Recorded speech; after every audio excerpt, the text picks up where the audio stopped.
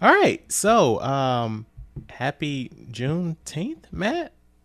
That's a real Yeah, holiday now, right? now it is.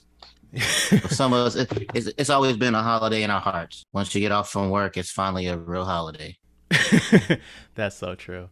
So what's this? This is 2022 June, and last year, the U.S. government made Juneteenth a federal holiday right in the midst of civil unrest when Black people were saying, "Please stop killing us." They gave us a day off work, so that's something.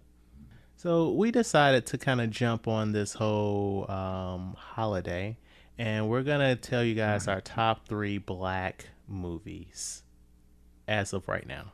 If we do this again next year, it's just gonna be three more, and we're just gonna keep the ball rolling. So Laurent, what in no particular order, what is your first movie? Judas and the Black Messiah. That is about beginnings of the Black Panthers and their uprising.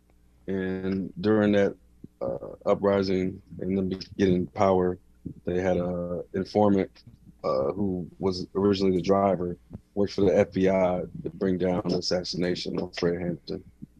Okay. So why did you put that on your list? Why is that one of your favorite Black movies? It was a marvelous job by Lakeith Stanfield. Far as acting about, I was trying to use a movie that was relevant to the struggle of African Americans and the predominant relations to. It's recent in my heart too, because what it came out like a year and a half ago or whatever. Yeah. And I've watched it like two or three times, and every time it seems like, oh man, I'd be like, this guy's really acted well in this movie. It just felt so authentic. Okay. All right. Joe, Harlem Nights, easy. what's it about? A whole lot of things. You got, it's like the speakeasy era. Black people doing their thing in the back. Prohibition. Prohibition Okay. speakeasy. It's about two guys who own a club in the back. You get in, get your drinks, get your boogie on, and of course the Italian mobs are not liking it because they want their cut, and from there things progress. Why is that on your list?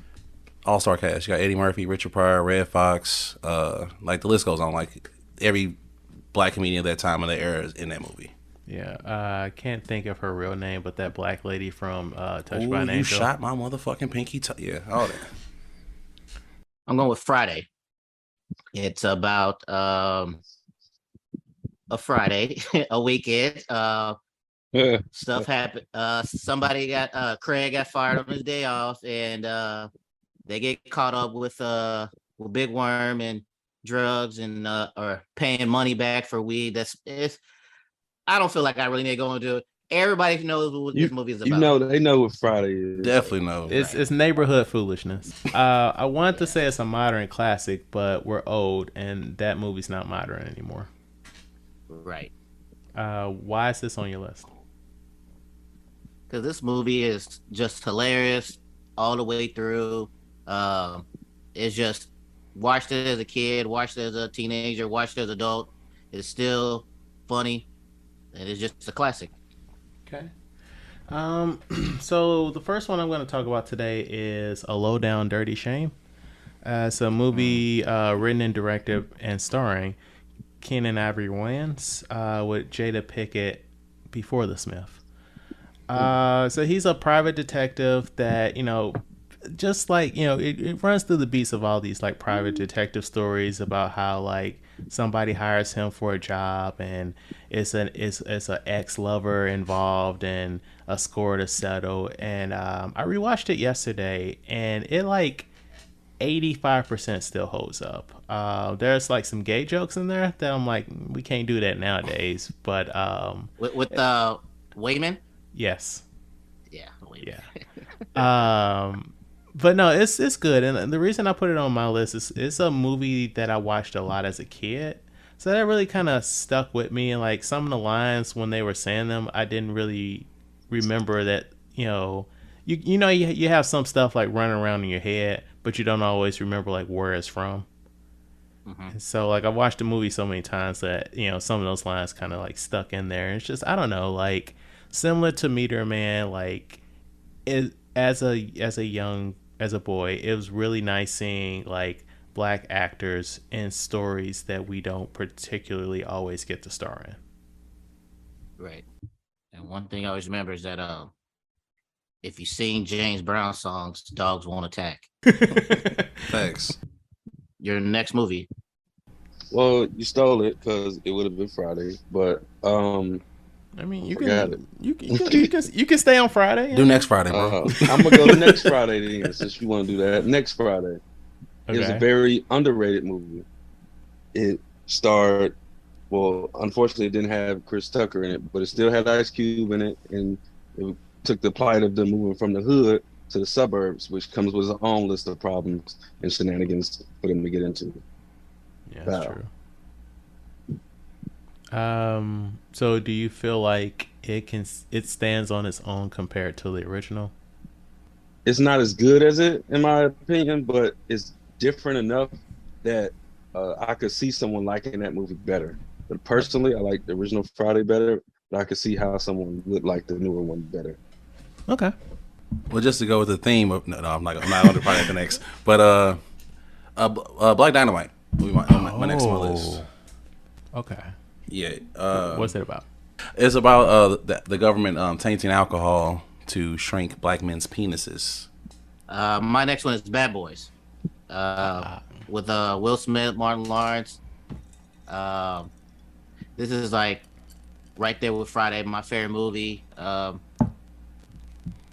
It's about two Miami cops got to figure out who stole narcotics from the police station, and stuff happens. It's a mixture of action and comedy, and just like Friday, I can repeat lines from this movie word for word. I've seen it so many times. It's great.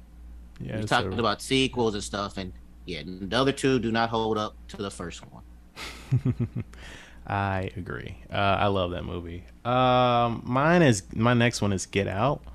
It's a more recent one, and as someone that has been in interracial relationships, a lot of the things in that movie really spoke to me.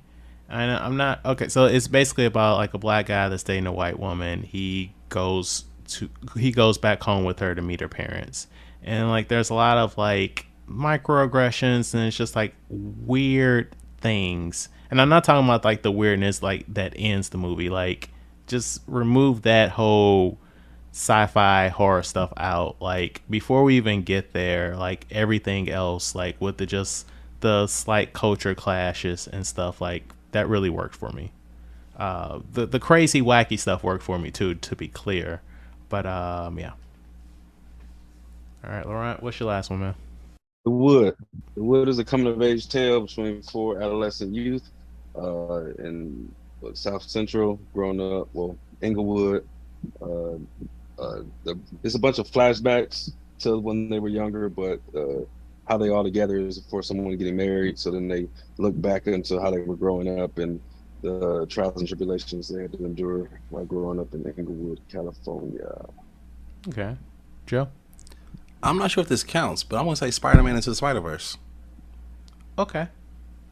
As y'all know, I'm a big, huge Spider-Man fan. Well, I know. Yeah, you know, Matt might know too. I think we spoke on it a few times in the past, but you know, it's Miles Morales. You know, just the fact that Donald Glover was the basis on it, and to finally see that was like the first, like not the first. I take it back. That was the first popular, like super mainstream superhero of color. Like Static, I can't consider Static like mainstream, or No, I wouldn't. Black Panther wasn't mainstream till the movie came out. Well, either. Was that out yet? Like Black Panther was, I think the first one was out when Spider-Verse came out. Okay. But like Black Panther, like Spider-Man always will be Spider-Man regardless. He always has a pedestal that he's going to be on. Right. Black Panther was never on that pedestal till that movie came out, so I don't put it in my top 3. No, I agree. It's like he was a popular character, but like he hit Iron Man levels. I feel like once that movie came out. Agreed. Matt?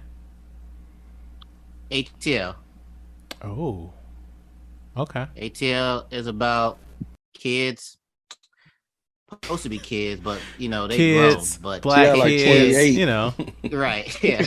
We'll just say young adults living their lives in Atlanta, and you know relationships, drug stuff, skating, It's a good movie. It's like whenever it's on, I have no like I'll stop what I'm doing watching it. Has some good funny moments in there, serious moments. It's just all around great movie. All right. I was gonna make a comment about me being the only person that listed an animated movie, but Joe just listed one. So my last one is Bebe's Kids. Ooh. So it's an animated movie starring Robin Harris, based around the late great Robin Harris, based on some of his stand-up routines, and basically he's trying to get with a woman, but she's like, yeah, we can go on a date, but you also have to accompany me as I take my best friend Bebe, her kids, to like Wonderland, or it's like Fun World. Fun World, to an amusement park, and help me watch them, and hijinks ensue. Just another situation like with a low down dirty shame. It's like growing up, I can't think of any black animated movies. We didn't have none, bro. Right, that's what I'm saying. Yeah. So it's like just seeing that alone like really like spoke to me as a young man. Like if I could draw, maybe I would have been an artist. Just based off like just seeing stuff like that. Um, but yeah, it's a good movie. Check it out if you can. I didn't get a chance to rewatch that, so I can't say if it holds up. But It is. okay, but yeah, I really enjoyed that movie growing up. But yeah, so that was just three of our favorite black movies. If you've got some time in the day off, check it out.